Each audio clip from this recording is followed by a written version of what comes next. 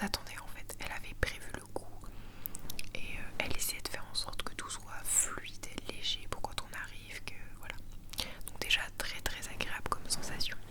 Elle nous avait tenu au courant qu'elle travaillait la journée, que du coup on serait en autonomie chez elle la journée. Elle nous avait dit ça avant au téléphone pour qu'on soit sûr que ça colle, et ça c'était très honnête de sa part, c'était très chouette. Elle avait dit de base que si on voulait venir dans cet écolieu pour avoir quelqu'un à côté de nous pendant qu'on jardine, pendant qu'on peint, qui donne des conseils, etc., ça ne pourrait pas être son cas parce qu'elle elle travaille la journée et que du coup elle nous propose de travailler en autonomie tout seul dans sa maison en fait pendant qu'elle est au travail. Donc c'est vrai que c'est assez particulier, ça correspond peut-être pas à tout le monde, mais nous ça nous allait très bien d'essayer cette formule là et on trouvait que c'était une grande preuve de confiance d'avoir des gens chez soi quand elle était pas là. Et en plus elle déléguait totalement les tâches parce que du coup elle nous informait des tâches qu'il y avait à faire la veille, voilà. Elle nous faisait le programme de ce qu'il y avait à faire, mais elle n'était pas là pour suivre ce qu'on faisait au cours de la journée, ni pour vérifier nos horaires, etc. Donc c'était très basé sur la confiance et ça c'était super chouette. En plus elle était très libre sur les horaires, c'est-à-dire que comme elle n'était pas là, elle disait en fait je peux pas vérifier vos horaires. Elle nous demandait juste de travailler environ 5 heures par jour, donc à peu près comme l'autre, on va dire à peu près 1 heure de plus. Elle disait surtout en tout cas au moins 4 heures par jour quand je suis pas là, et limite garder 1 heure le soir ou le matin ou le week-end quand je suis là de côté, et comme ça voilà 1 heure avec moi, ou quand vous avez des questions vous aurez pas pu me poser la journée, bah vous me les posez dans ces heures là en fait. Donc c'était très cool comme façon de fonctionner. Nous on a bien aimé la liberté, la confiance qu'elle nous accordait comme ça. Et en fait ça s'est super bien déroulé. Du coup elle nous laissait en fait gérer les heures comme on voulait. Elle a dit si vous voulez faire 1 ou 2 heures là le matin, vous pouvez, quelques heures là l'après-midi, si vous voulez faire tout le matin, tout que l'après-midi, et vous réveiller tard le matin. En fait c'était comme on voulait et on pouvait changer chaque jour. On n'avait pas d'horaire fixe à lui rendre, à lui donner, on n'avait pas d'emploi du temps à lui donner. Elle nous faisait juste, bah voilà j'aimerais faire ça, j'aimerais que vous fassiez ça, voilà, ça c'est important, ça c'est important, ça c'est important. Elle nous montrait les temps où on avait en commun, bah comment faire, par exemple, bah voilà, j'aimerais bien que vous enlevez les mauvais herbes là, j'aimerais bien que vous peigniez avec de la chaux les arbres, voilà comment vous allez faire, je vous laisse là, la chaux là, et puis vous allez faire ça, j'ai mis des petits post-it sur les arbres que vous deviez faire, et puis voilà. Du coup c'était très organisé, elle nous laissait vraiment une petite fiche, et elle disait c'est pas grave si vous faites pas tout, enfin, voilà, c'est juste une indication, puis pour pas que vous ennuyiez la journée, et puis si jamais vous avez tout fini, bah, envoyez-moi un SMS, et elle était très disponible même si elle est au travail. Voilà, si on avait des petites questions, vous pouvez lui envoyer un SMS, et elle nous répondait en vocal, en SMS, enfin par SMS. Donc elle essaie vraiment de se rendre disponible un maximum, et ça c'était trop agréable. Et donc voilà, on a été super bien accueillis par elle. La façon de travailler était très chouette parce qu'on avait vraiment une liberté, une confiance qu'elle nous accordait qui était top en fait. Alors ça m'allait aussi de travailler dans un cadre de temps réduit, mais pour d'autres personnes je pense que ça c'est chouette aussi. Et c'était chouette aussi finalement de travailler sans avoir quelqu'un un petit peu dans le dos quelque part, quelqu'un qui surveille.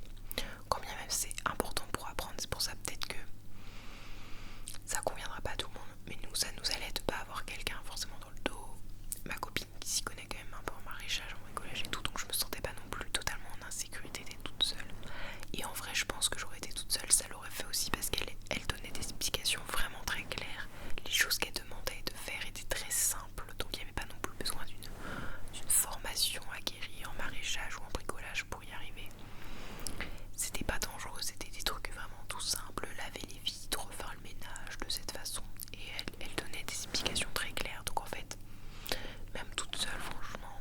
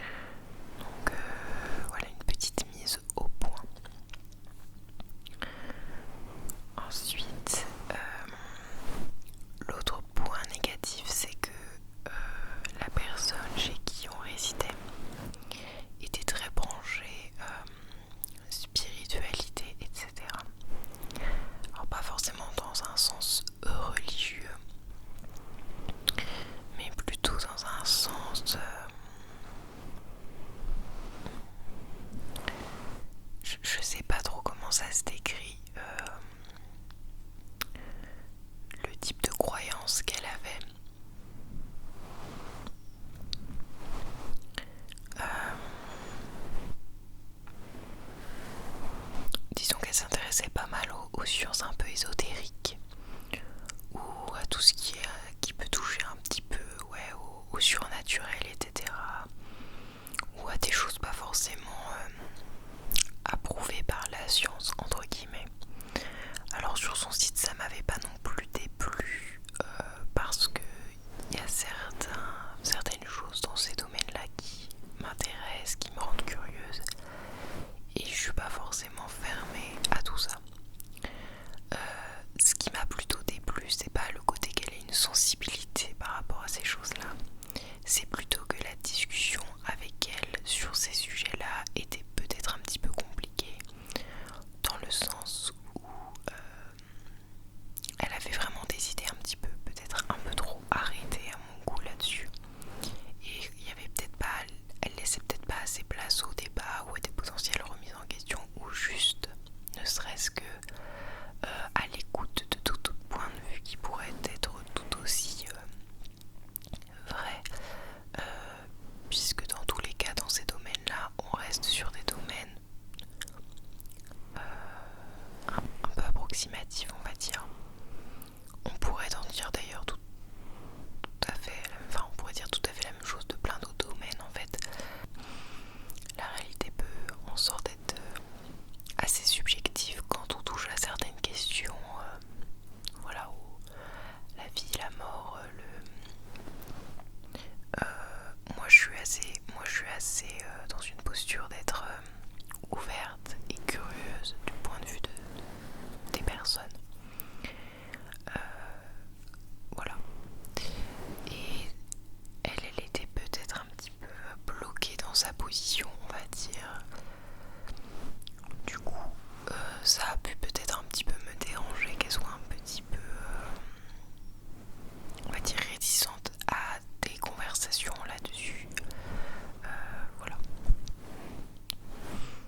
Donc bon, après, j'étais chez elle, c'était moi qui m'adaptais à elle, et voilà, je n'ai pas posé plus de problèmes que ça. J'ai pas trop relevé, ou j'ai moins abordé les sujets, ou alors je la laissais parler, je l'ai moins contredit par la suite. C'était pas non plus très très grave. Le temps que je vivais chez elle, voilà, ça m'a pas déplu, et elle m'a pas non plus obligée à croire ou à faire les choses dans son sens. Donc ça aurait été vraiment embêtant pour moi, ça aurait été ma limite. Mais là, il n'y avait pas d'obligation non plus, pour moi en tout cas, de faire quoi que ce soit. Donc ça c'est ok. C'est juste que voilà, on n'a pas forcément échangé ouvertement sur ces sujets à proprement parler. À partir du moment où voilà, moi j'étais pas forcément d'accord, voilà, je la laissais parler. Avec d'autres personnes, je me serais peut-être sentie plus à l'aise d'échanger, de débattre. Là, c'était pas trop le cas. Voilà.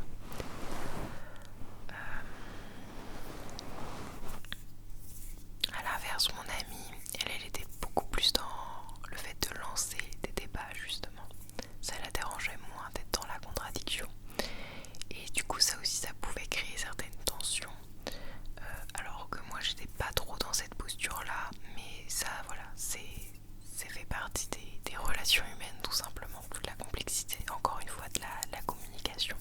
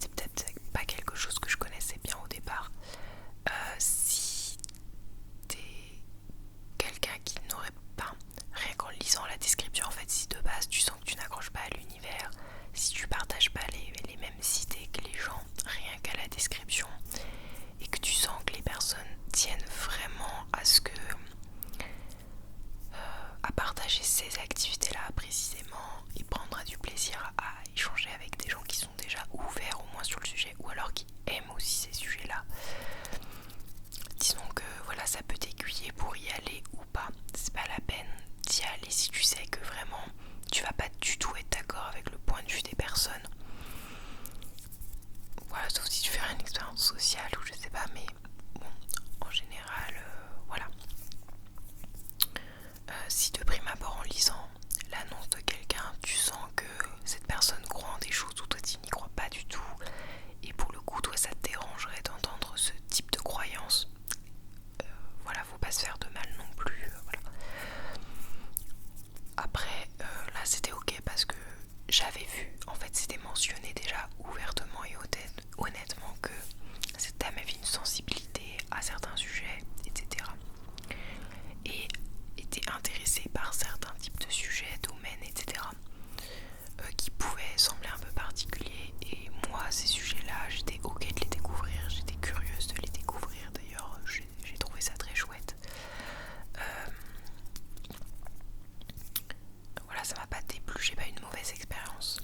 Mais peut-être avec d'autres profils, je l'aurais senti un petit peu moins. Ou alors, j'aurais vu que c'était trop opposé, trop loin de ce que moi j'aime bien, de ce en quoi moi je peux croire potentiellement. Donc voilà, globalement, si tu sens que c'est les mêmes valeurs que toi, des croyances pas trop éloignées, ou alors t'as envie ou tu n'as pas envie d'aller à l'opposé de tes croyances, voilà, juste fais attention aux descriptions, et si c'est pas mentionné mais que tu le sens, peut-être demande à la personne directement avant de te rendre sur le lieu, etc.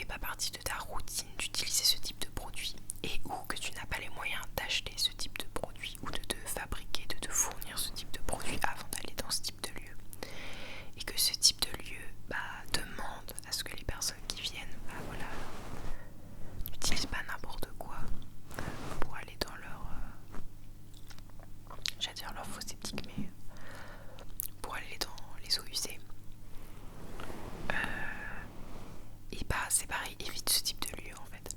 Donc en fait, tu as moyen de tout savoir avant, soit en posant les questions, soit en lisant bien les descriptions. Donc voilà, c'est un petit aparté. On passe au troisième lieu. Et en fait, je dis que je vais vite, mais je vais pas spécialement plus vite. J'ai l'impression que la caméra s'est rapprochée de ma tête. J'espère que ça coupe pas trop, même sinon tant pis, de toute façon j'ai mon casque, donc même si ça coupe, c'est pas non plus... je pense que c'est pas non plus très embêtant, enfin j'espère, tu me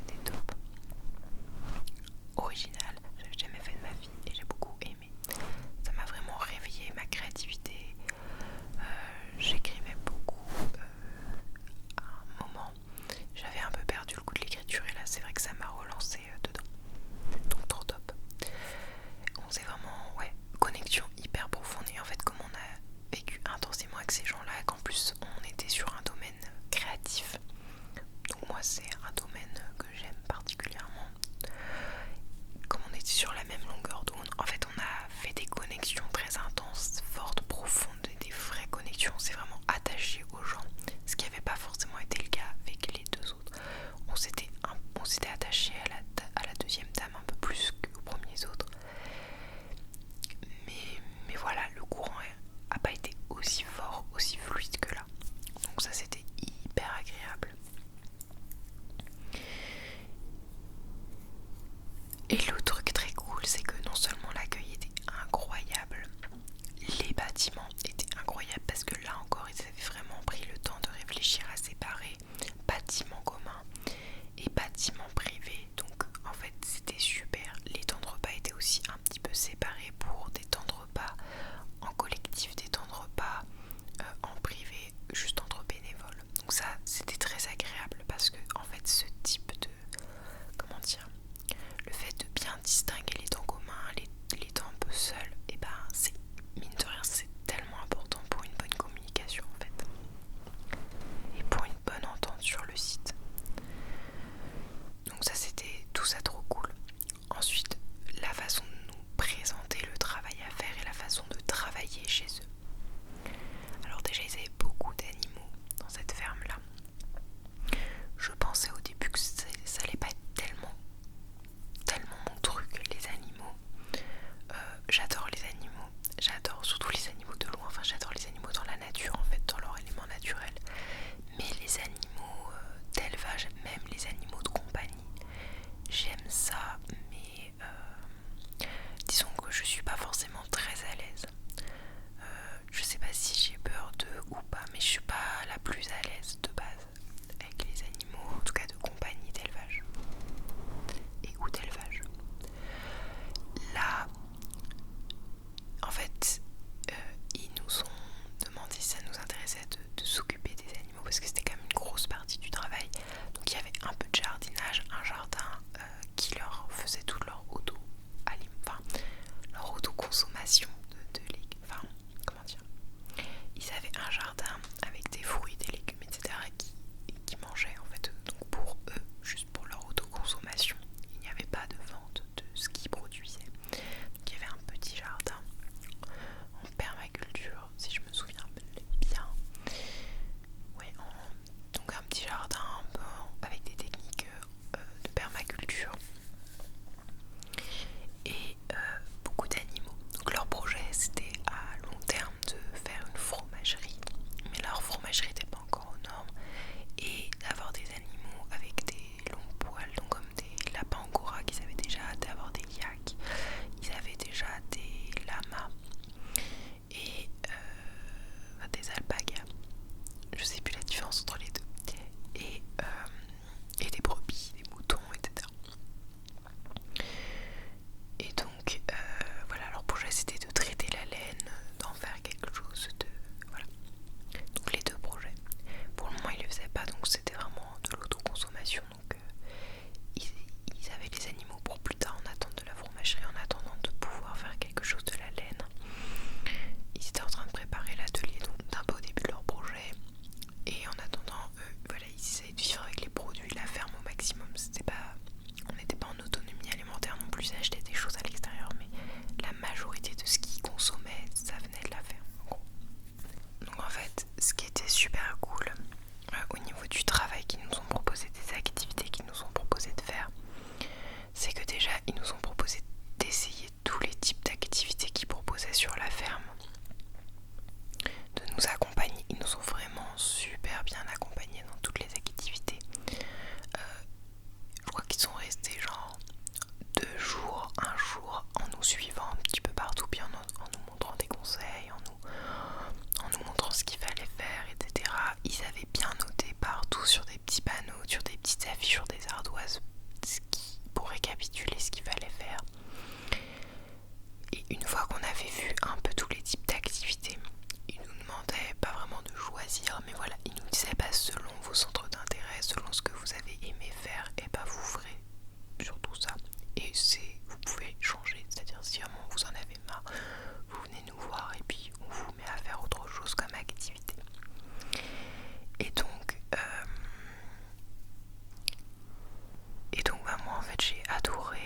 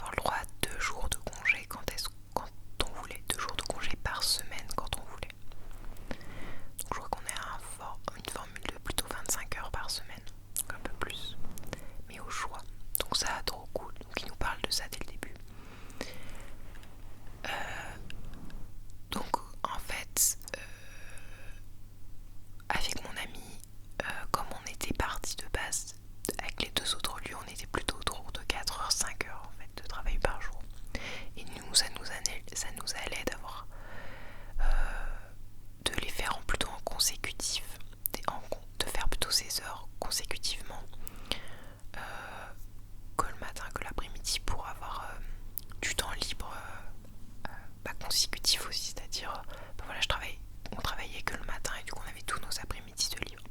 En fait ça nous allait comme façon de faire.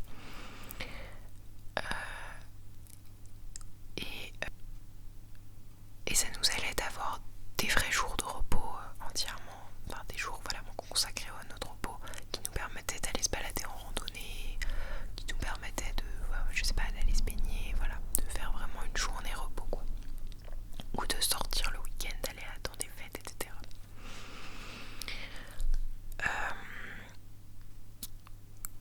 Et voilà.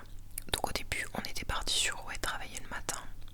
Et du coup on faisait 8h, 13h. Et après on avait tous nos après-midi libres et on avait 2 jours de repos. Donc il faut savoir qu'on est resté dans ce lieu de 2 semaines.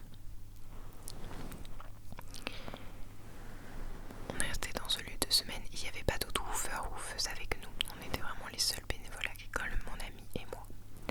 Et on a vraiment connecté avec les gens. On s'est vraiment super bien entendu. C'était très fluide pendant 2 semaines. Ça s'est super bien passé.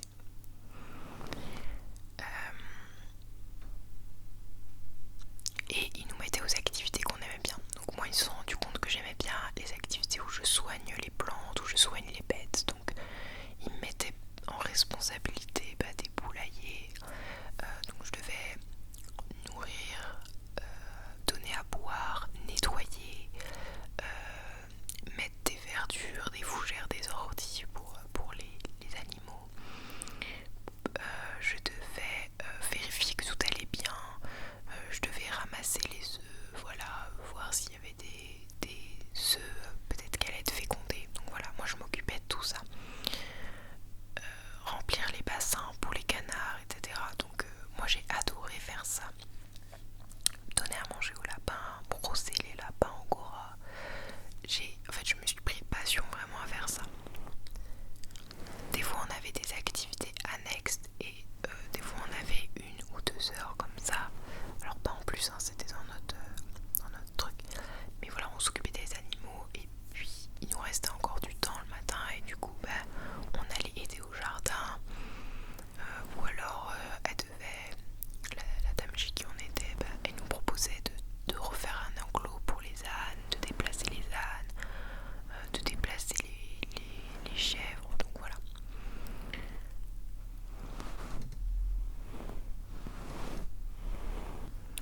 Donc bref, en fait je voulais dire que oui, je m'étais vraiment pris d'amour pour les bêtes qui étaient là-bas, qui étaient vraiment des animaux tellement doux, intelligents, qui respiraient vraiment le bonheur, qui étaient vraiment heureux.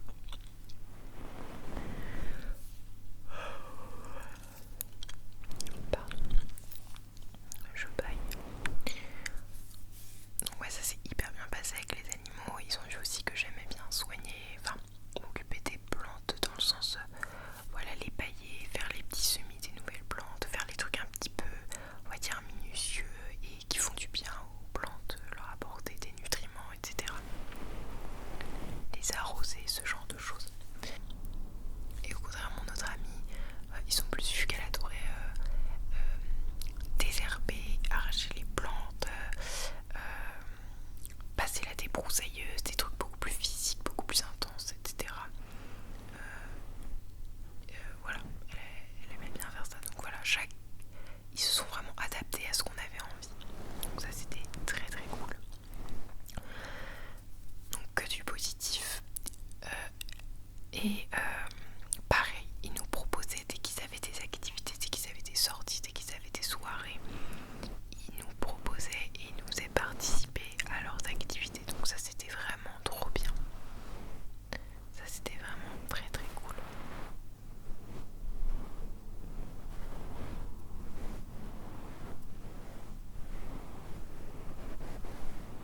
Il y avait la dimension artistique qui était vraiment présente partout, en plus dans la ferme tout le temps, donc même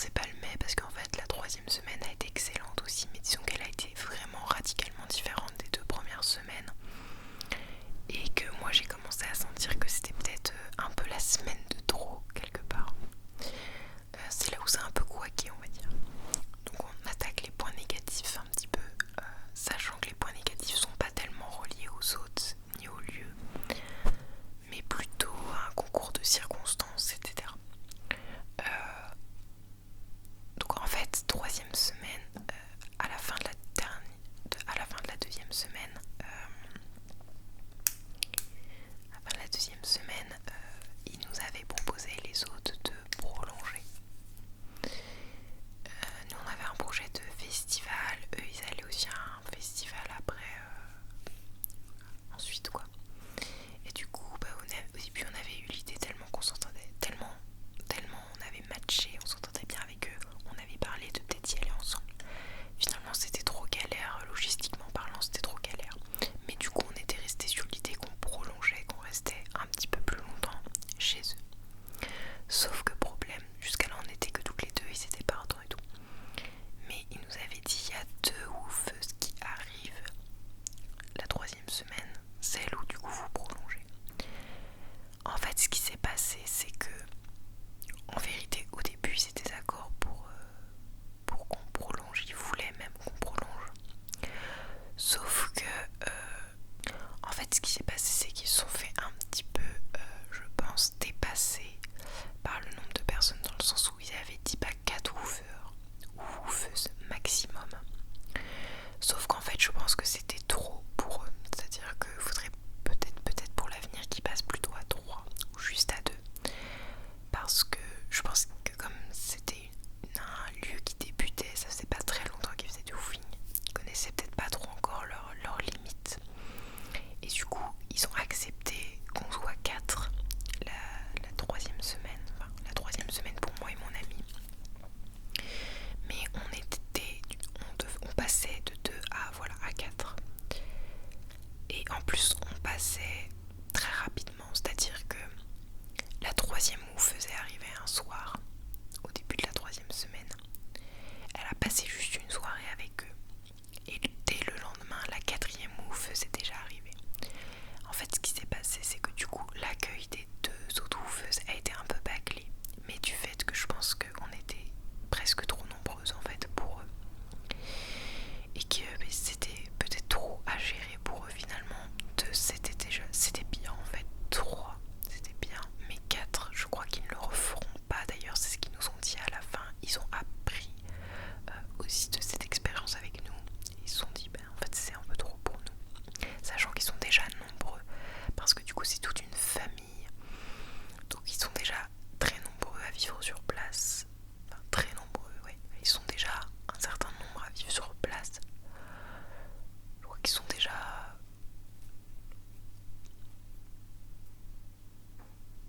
Ouais, ils sont déjà au moins 5 ou 6 de base à vivre sur la ferme, donc plus les woofers, plus les bénévoles, ça fait vite beaucoup.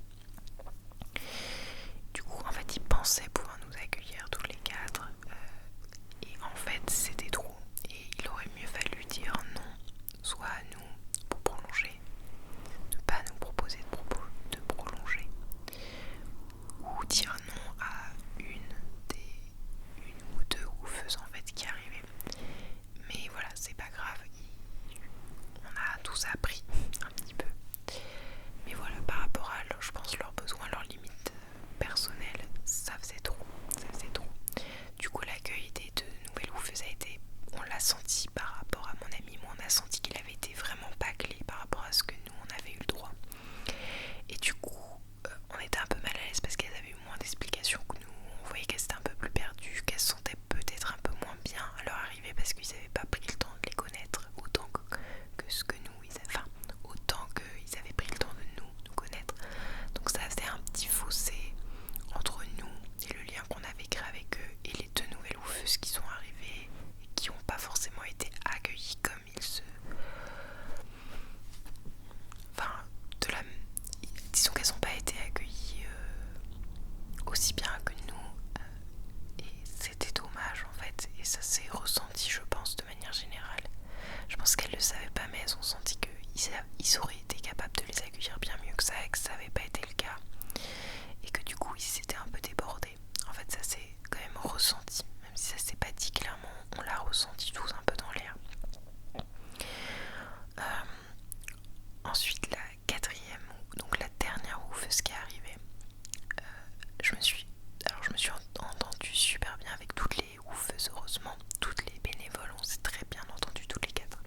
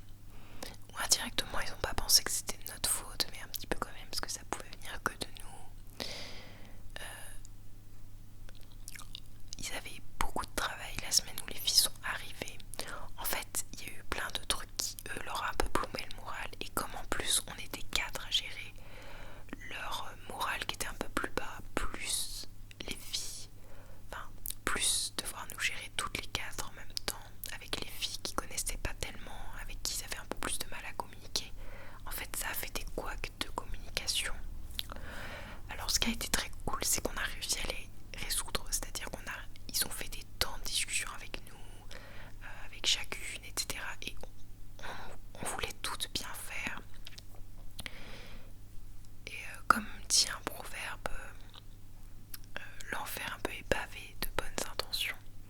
Qu'on croit à l'enfer ou pas, mais en tout cas, l'expression veut dire que des fois c'est en voulant bien faire qu'en fait on fait pas bien, qu'on fait mal sans s'en rendre compte, sans faire exprès, involontairement. Et là on va dire que ça résume bien cette phrase qui s'est un peu passée malencontreusement, c'est que chacun essaie de bien faire, mais chacun pensait bien faire à sa façon, et en fait en faisant bien, ça faisait pas forcément bien pour l'autre. Donc voilà, et comme ils étaient nombreux dans la famille, ça pouvait rendre compliqué les discussions aussi. Et donc là, c'est là où je peux te donner un conseil entre ce premier lieu-là et le dernier lieu. C'est que quand tu arrives dans un endroit en roofing où il y a une communauté ou au moins un groupe de personnes, c'est-à-dire que t'es pas en face que d'une seule personne. Dans le deuxième lieu où j'étais, il y avait juste une personne, une hôte. J'étais chez une hôte, donc il y avait que elle en interlocutrice. Et en fait, ça peut avoir ses défauts si tu t'entends pas avec cette personne. Du coup, des fois c'est mieux un groupe comme ça. Si tu t'entends pas avec une personne, tu t'entends mieux avec quelqu'un d'autre et le courant passe mieux. La communication peut être plus fluide quand il y a plusieurs personnes.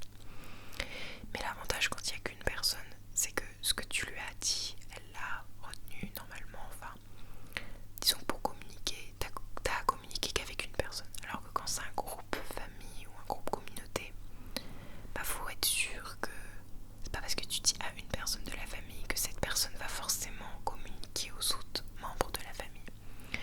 Et du coup, quand on a vu les petits problèmes de communication, etc., et ben on a eu l'idée de créer un groupe WhatsApp tout simplement. Un groupe en fait de discussion où on pouvait écrire quand il y avait des demandes, quand il y avait des choses à faire importantes ou juste pour tenir au courant du programme. Parce qu'à 4 forcément il faut se rappeler voilà, des jours de congé qui ont été posés, des différents horaires parce que on n'avait pas forcément pris les mêmes formules horaires. On tenait au courant des sorties, mais sauf que 4 ça devient vite complexe à gérer. Et donc c'est là où un tableau écrit à la main, voilà, dans la maison commune aurait pu être bien installé. Où là c'est ce qu'on a mis en place, c'est un groupe WhatsApp où juste on écrivait, comme ça il n'y avait pas de quiproquo et toutes les personnes, enfin tous les membres de la famille chez nos hôtes avaient accès aux messages et nous, toutes les bénévoles, on avait aussi accès aux messages. Donc en fait ça nous a vraiment révolutionné, ça nous a un peu sauvé la fin de la semaine parce que quand on a instauré ça c'était beaucoup mieux. Ça a vraiment facilité nos échanges, la communication.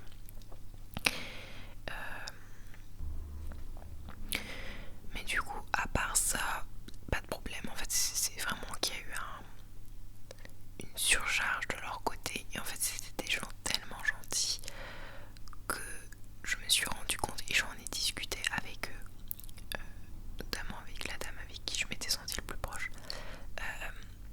Disons que ils n'arrivaient pas tous forcément à dire non et à savoir poser leurs limites.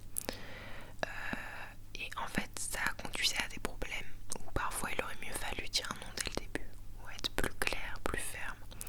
Et en fait, ce serait peut-être mieux passé que là,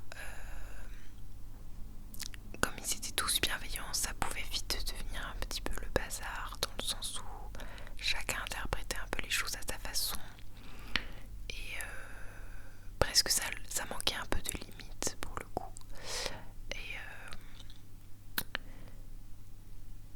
Et surtout, voilà, ils nous disaient oui, mais au final, ils n'avaient pas forcément réussi à assumer en fait le oui qu'ils nous avaient accordé.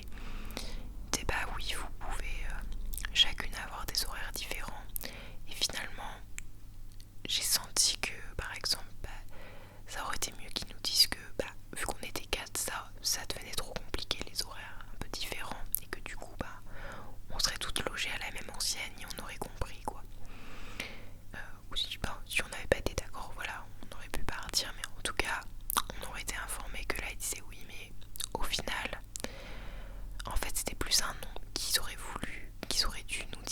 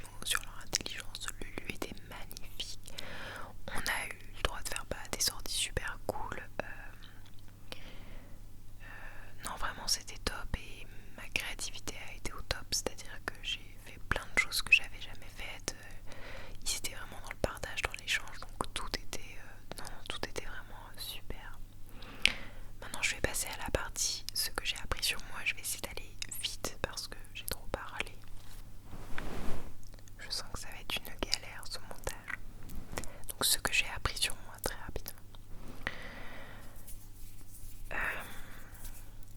Déjà de ce que j'ai découvert, je me suis prise de passion pour les marchés, c'est-à-dire le fait de vendre les légumes, les fruits, tout. J'ai adoré, passion marché quoi. Je pensais pas que j'allais être aussi à l'aise et en fait je me suis amusée de me voir aussi heureuse et épanouie à tenir un stand en fait.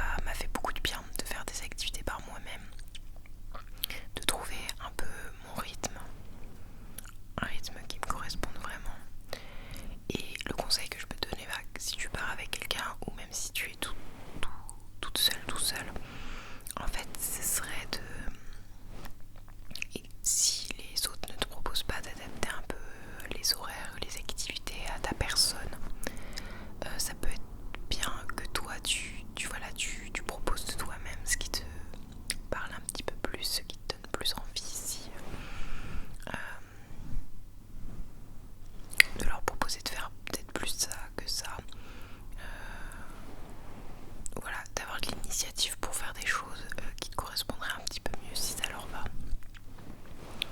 Et au niveau des horaires, pourquoi pas proposer pareil, si on va penser peut-être une autre formule qui te conviendrait mieux en termes d'horaire, de pas du tout prendre de congé mais de faire que 3 heures par jour ou de faire en plus intensif 5 heures par jour consécutives, ou alors de faire un certain nombre d'heures dans la journée mais pas à la suite.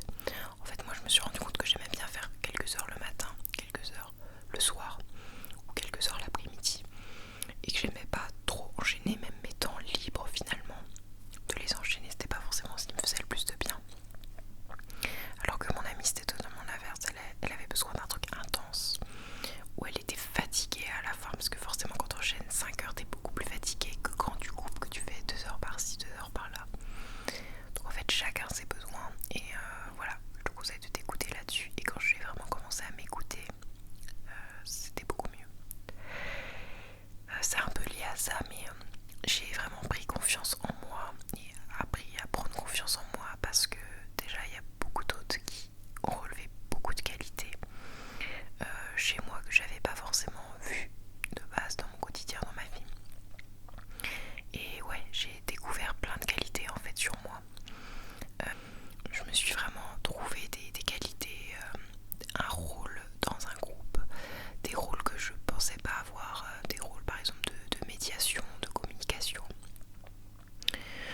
des rôles en termes d'écoute des autres, des rôles par rapport à l'organisation, un rôle par exemple de faire la cuisine pour beaucoup de personnes que je savais, enfin je m'en sentais pas capable avant, et puis là je me suis retrouvée à faire la cuisine toute seule pour 15 personnes par exemple. Et voilà, donc en fait j'ai découvert pas mal de choses sur moi, et des bonnes choses pour le coup, et ça m'a vraiment fait prendre conscience ouais, de ses qualités, et du coup ça m'a donné confiance en moi.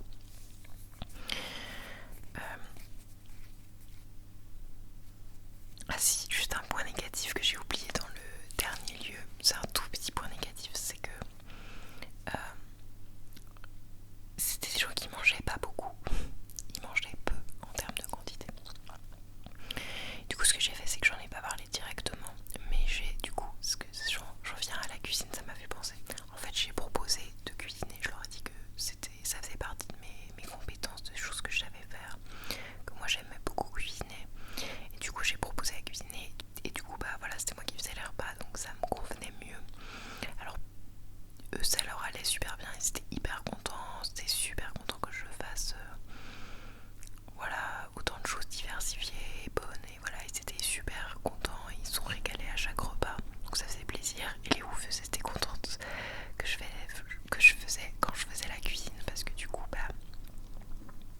elles trouvaient qu'il y avait un peu plus, on va dire, à manger, parce que le dernier lieu où j'étais, du coup ils étaient pas végétariens, enfin pas tous. Et c'est vrai que disons que ils avaient peut-être moins l'habitude de cuisiner végétarien, et quand tu mangeais pas la viande, tu te retrouvais souvent vite qu'avec les légumes. Du coup, avec un repas pas forcément très équilibré en termes d'apport de nutriments. Et du coup, t'avais vite faim, surtout quand tu travailles dehors toute la journée ou 5 heures par jour. Donc du coup, voilà, en fait, j'ai pris plutôt l'initiative de proposer mon aide pour les repas. Au final, je me retrouve... Enfin, j'ai même fait les repas toute seule, ça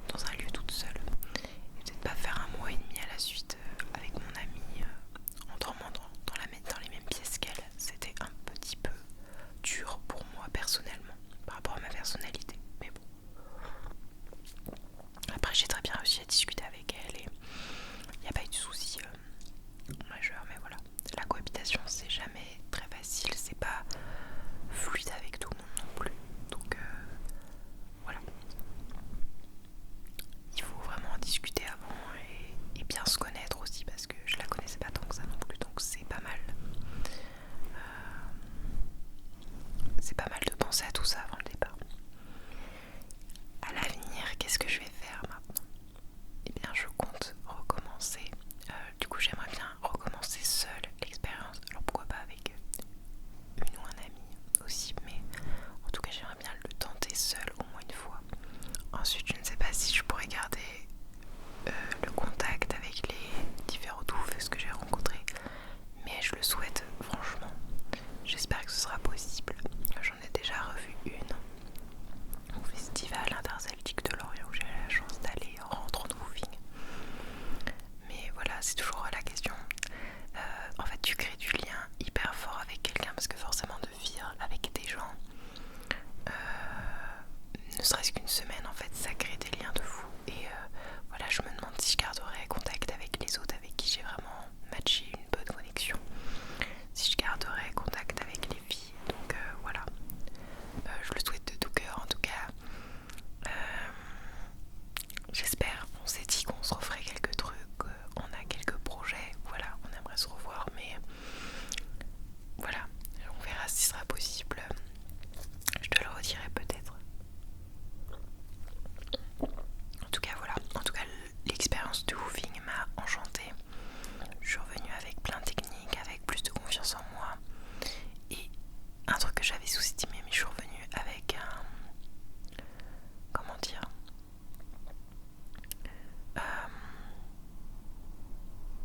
avec beaucoup plus de connaissances sur les rapports humains, sur la communication, sur la façon de vivre avec quelqu'un, avec un groupe, avec une communauté. En fait, je suis revenue vraiment avec plein de réflexions sur les relations humaines, tout simplement. Presque encore plus que sur des modes de vie, sur l'environnement, sur la façon de jardiner. Enfin, en fait, c'est surtout une expérience en fait presque plus sociale, bizarrement. Et en même temps, c'est pas si étonnant que ça. Mais ouais, du coup, vraiment, je suis revenue transformée quand même. Et puis, on dit quand même qu'on se transforme soi-même avec les autres. Et j'ai vraiment senti ce sentiment. Je suis vraiment repartie de chaque lieu, vraiment transformée par ces gens qui au départ sont des inconnus et qui deviennent pas des gens avec qui tu vis. Et c'était très bizarre comme sensation, mais quand je quittais chaque lieu, enfin quand j'arrivais dans chaque lieu, j'étais perdue dans l'inconnu. Je savais pas où c'était les affaires, je connaissais pas les gens. Et t'es quand même chez eux, t'es nourri avec eux, enfin t'es nourri, logé, tu travailles avec eux, donc vraiment tu fais tout avec eux. Et t'es dans l'inconnu au début. Et puis quand tu pars, en fait ça y est, t'es dans ta zone de confort et presque j'avais peur à nouveau de quitter ce confort comme si j'étais chez moi alors que c'était pas chez moi. Et de devoir bouger pour à nouveau repartir dans une zone d'inconnu. Donc c'est assez marrant comme sensation. Mais voilà, franchement, je suis revenue changer de ce séjour. Ça m'a conforté en tout cas dans plein de choses. Dans le fait que vivre autrement, avoir une agriculture juste qui respecte l'environnement, les animaux, tout ça c'est faisable. Et puis